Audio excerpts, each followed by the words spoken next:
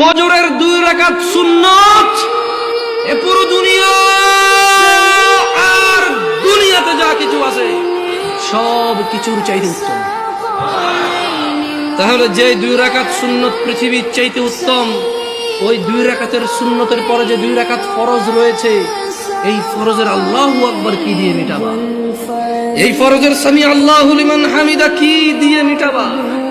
কত টাকার মালিক হয়েছে তুমি নামাজের কাফারা দিবা?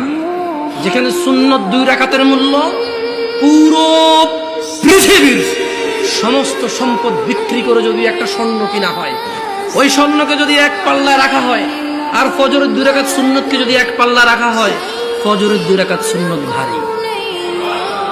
ওই সুন্নত এত ভারী হলে ওই ফজরের নামাজের ফরজ যেটা তুমি ঘুমের মধ্যে কাটিয়ে দাও, ওই 2 রাকাত ফরজের আল্লাহু আকবার, সামি আল্লাহু লিমান হামিদা, আত-তাহিয়াতু সুবহান রাব্বিয়াল আযীম, সুবহান রাব্বিয়াল আলা কি দিয়ে কিনবা তুমি?